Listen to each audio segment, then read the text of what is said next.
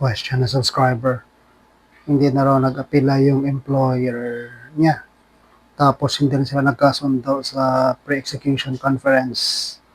So, pwede raw bang unang bayaran ng employer yung abogado niya at kung kailan niya naman makukuha yung sa kanya.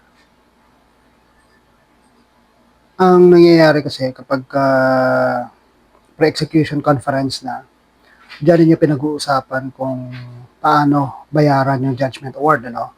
Kasi gaya nga niyan, hindi na nag-apila. So, ibig sabihin, naging final executory na. I just want to go through the process, yung steps na pinagdaanan nila bago sila umabot din sa pre-execution.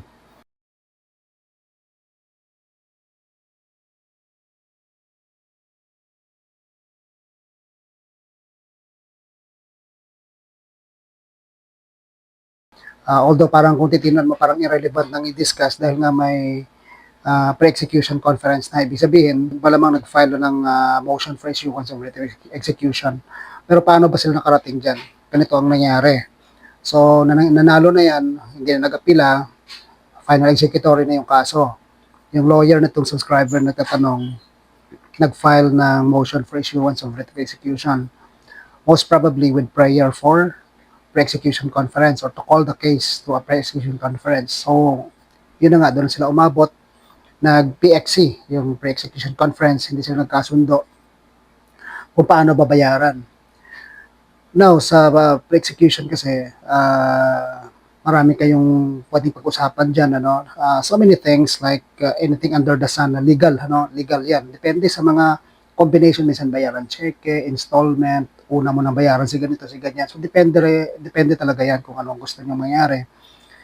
Ngayon, whatever that is, basta legal lang, you put into writing.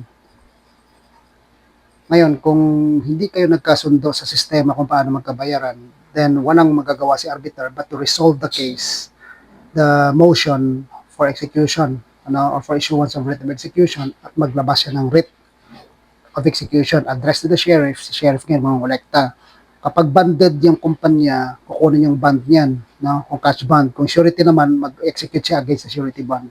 Kung wala, pupunta sa bangko yan, maghanap ng pera, magpapagarnish, no?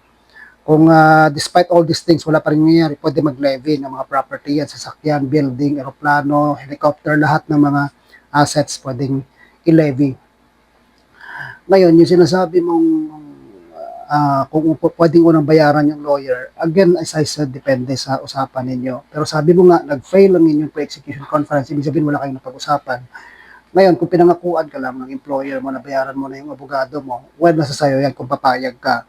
Kasi halimbawa, nag-execute yung sheriff, no? Merong cash, malamang, halimbawa, nag-partial bond lang yun. Di, ang bond mo na ang ginawa ng employer, ibinayad mo na dun sa abogado mo. Kung payag ka, mangyayari talaga yan. Pero kung hindi, you tell your lawyer, no? So, depende sa usapan ninyo. Ngayon, kung